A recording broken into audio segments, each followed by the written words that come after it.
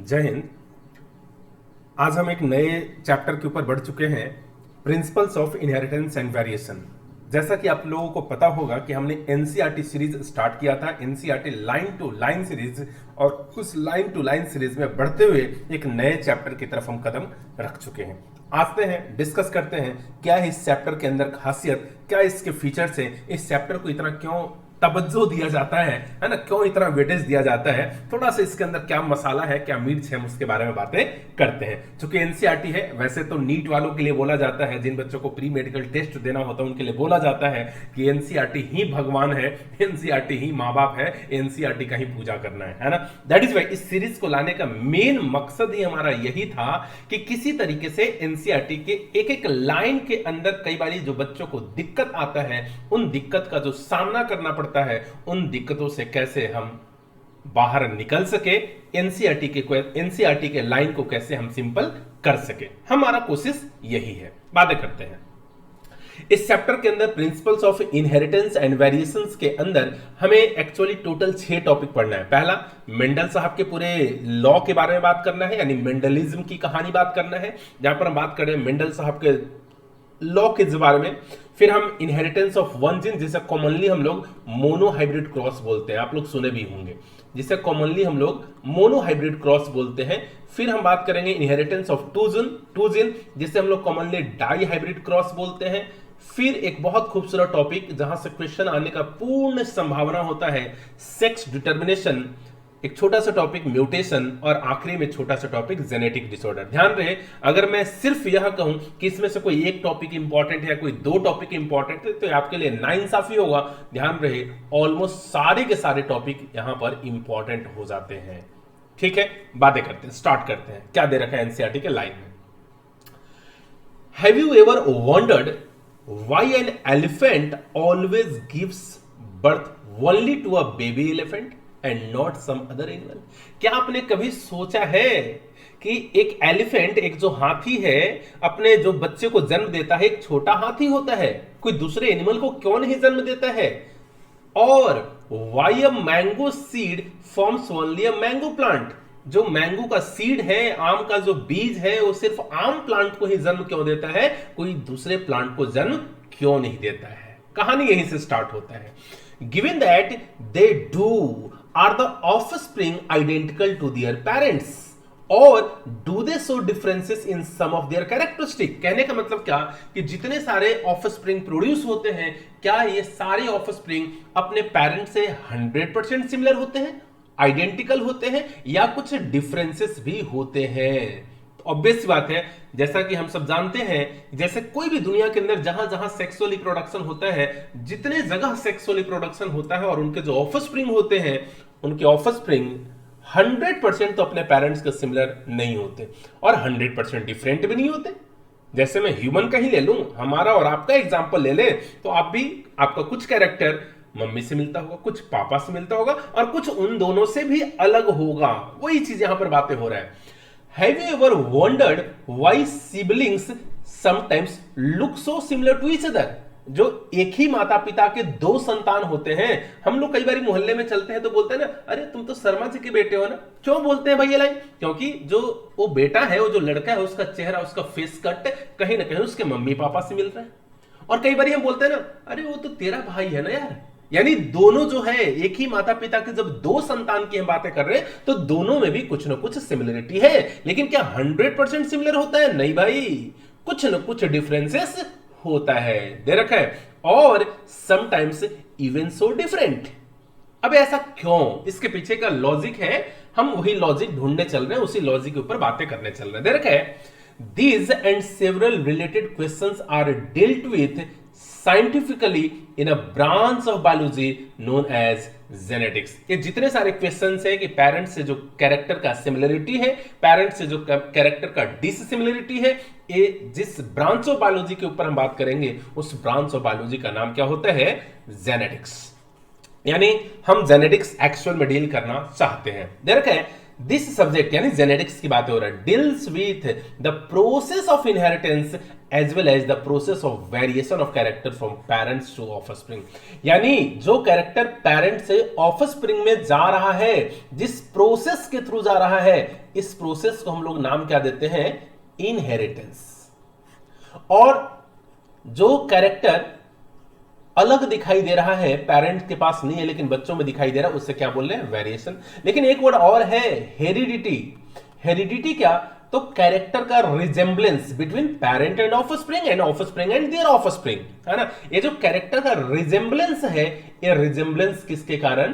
तो ये resemblance heredity के कारण। लेकिन हेरिडिटी में जो कैरेक्टर है पेरेंट से ऑफस्प्रिंग तक ले कौन जा रहा है? तो जिस प्रोसेस के थ्रू जाता है उस प्रोसेस को हम लोग नाम क्या देते हैं? इनहेरिटेंस। वेरिएशन बहुत सिंपल है कि जो कैरेक्टर पेरेंट्स के पास नहीं था वैसा कैरेक्टर कुछ जो बच्चों में आ गया, ऐसे फिनोमेनन को हम लोग क्या बोलते हैं?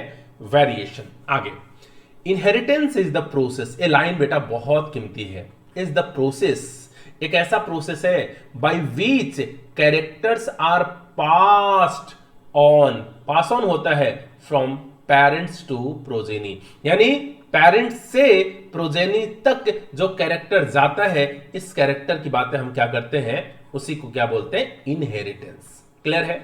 It is a basis of heredity. और ध्यान रहे, हेरिडिटी करवाने के लिए हेरिडिटी का बेसिस क्या होता है? तो इनहेरिटेंस ही है, यानी inheritance is the basis of heredity. Variation क्या है? तो variation is the degree by which progeny differ from their parents, यानी पेरेंट्स से जो कैरेक्टर में डिफरेंस है, उस डिफरेंस के लिए वर्ड हम क्या इस्तेमाल कर रहे हैं? वेरिएशन। यानी यहां पर तीन वर्ड हमें दिखाई दे रहा है, इनहेरिटेंस, हेरिडिटी एंड वेरिएशन। आगे बात करते हैं। Humans knew from as early as 8000 to 1000 BC before Christ that one of the causes of variation was hidden in sexual reproduction। ये आज नहीं, सदियों से जमाना है और जमाना कहता आ रहा है कि जब जब सेक्सुअल रिप्रोडक्शन होगा तो सेक्सुअल रिप्रोडक्शन के कारण कुछ न कुछ अगले जनरेशंस में क्या आएंगे? वेरिएशन आएंगे। और ये जो वेरिएशन का जो रीजन है, causes of variation was hidden in, कहां पर छिपा हुआ है? सेक्सुअल रिप्रोडक्शन के अंदर छिपा हुआ है। आज नहीं, सदियों से ये कहावत चला आ रहा है। दे एक्सप्लॉइटेड द वेरिएशन, उन्होंने वेरिएशन को समझा, जाना, that were naturally present in the wild population of plant and animal to selectively breed. इन्होंने क्या करा? जो वेरिएशन था उसको स्टडी करा, जो नेचुरल कंडीशन में प्रेजेंट था, चाहे वो प्लांट में हो या फिर एनिमल्स में हो, उसको स्टडी करा। स्टडी करने के बाद जो अच्छे कैरेक्टर थे उनको सेलेक्ट करके ब्रीड करवाना शुरू करा। ब्रीड यानी नए नए ऑर्गेनिज्म, नए नए जनरेशंस को प्रोडक्शन शुरू किया। And select for organism that possess desirable character, और ऐसे ऑर्गेनिज्म को चुनना शुरू किया जिनके पास हमारी इच्छा के अनुसार कैरेक्टर हो। जैसे for example, through artificial selection and domestication from ancestral wild cows, we all have known Indian breeds like Sahiwal in Punjab. We must, however, recognize that though our ancestors knew about the inheritance of character and variations, they had very little idea about the scientific basis of these phenomena. उनको पता तो था कि inheritance होता है, variation होता है, ये बात पता था, लेकिन इसके पीछे का जो साइंस था, इसके पीछे का जो साइंटिफिक लॉजिक था, उन्हें ये बात नहीं पता था। तो कहानी कहां से स्टार्ट होता है? मेंडल साहब से कहानी स्टार्ट होता है।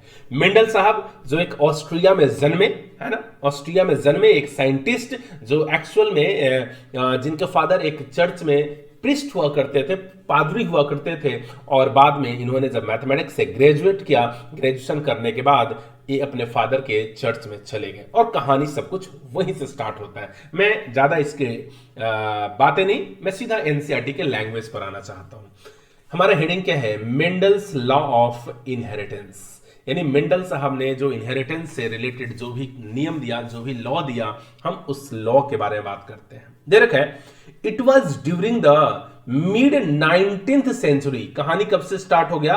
19th सेंचुरी के बीच में ही स्टार्ट हो गया। That headway was made in the understanding of inheritance. यहीं से कहानी स्टार्ट होता है।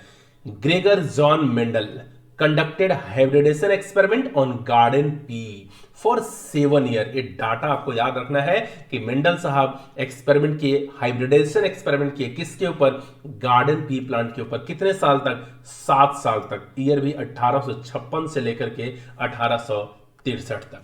And propose the laws of inheritance in living organism. और लिविंग ऑर्गेनिज्म के कंडीशन में इन्होंने एक फिनोमेनन को पुटअप किया, जिस फिनोमेनन को हम लोग क्या बोल देते हैं? Laws of inheritance. During Mendel's investigation into inheritance pattern, it was for the first time that statistical analysis and mathematical logic were applied to problems in biology. जब मेंडल साहब ने इन्वेस्टिगेट करना शुरू किया, जब मेंडल साहब ने हाइब्रिडाइजेशन एक्सपेरिमेंट शुरू किया पी प्लांट के ऊपर, गार्डन पी प्लांट के ऊपर, तब बायोलॉजी में पहली बार ऐसा कुछ हुआ था कि किसी साइंटिस्ट ने मैथमेटिकल टूल्स को अप्लाई किया, स्टैटिक्स को अप्लाई किया। वही यहां पर लिखा हुआ है कि for the first time that statistical analysis and mathematical logic were applied to problems in biology. His experiment had a large sampling size. सबसे बड़ा इनका खासियत क्या था कि इन्होंने जो एक्सपेरिमेंट किया, सैंपलिंग साइज क्या था? बहुत बड़ा था। और इसका फायदा क्या मिला? Which have greater credibility to the data that he collected. यानी जो रिजल्ट आ रहा था और रिजल्ट जो मिल रहा था, वहां पर क्रेडिबिलिटी अच्छा खासा मिल रहा था। क्यों? क्योंकि इनका सैंपल साइज अच्छा खासा था, बहुत बड़ा था। Also the confirmation of his inferences from experiment on successive generation of his test plant prove that his result pointed to general rules of inheritance rather than being unsubstantiated ideas. यानी इन्होंने चूंकि sampling size इतना बड़ा कर दिया, इनके result को जो भी डाटा मिला, डाटा के एनालिसिस के बाद इनको अच्छा खासा क्रेडिट दिया गया। और क्रेडिट देने के बाद, क्रेडिट क्यों दिया गया? क्योंकि जनरेशन आफ्टर जनरेशन ये जितने सारे एक्सपेरिमेंट करते जा रहे थे, सबका रिजल्ट सेम आता जा रहा था। और इनके रिजल्ट से इन्होंने प्रूफ किया कि जो रूल ऑफ इनहेरिटेंस है, ये जो लॉ ऑफ इनहेरिटेंस है, ऐसी कोई तुक्का नहीं है, ये बिल्कुल परफेक्ट एक आइडिया है। आगे बात करते हैं। Mendel investigated characters in the garden pea plant that were manifested as two opposing traits. क्या बोल रहा है? मेंडल इन्वेस्टिगेटेड कैरेक्टर, ऐसे कैरेक्टर को गार्डन पी प्लांट के अंदर इन्वेस्टिगेट किए, दैट वर मैनिफेस्टेड एज, जिसके पास दो अपोजिंग ट्रेट थे। अपोजिंग ट्रेट के लिए एक वर्ड और इस्तेमाल करते हैं हम लोग, कंट्रास्टिंग ट्रेट। ट्रेट कहने का मतलब क्या? कैरेक्टर, है ना? Contrasting character. और इसे हम लोग कैरेक्टर को ट्रेट भी बोलते हैं, कैरेक्टर को ट्रेट भी बोलते हैं। जैसे एग्जांपल के तौर पर दे रखा है टॉल और ड्वार्फ, यानी प्लांट के हाइट के बारे में बात कर रहे हैं, प्लांट हाइट के बारे में बात कर रहे हैं, लेकिन प्लांट हाइट में भी दो कंट्रास्टिंग कैरेक्टर, एक को हम लोग क्या बोल रहे हैं? टॉल, और दूसरे को हम लोग क्या बोल रहे हैं? ड्वार्फ। क्लियर है? येलो और ग्रीन सीड्स, यानी सीड का जो कलर है उसमें भी येलो और ग्रीन, etc.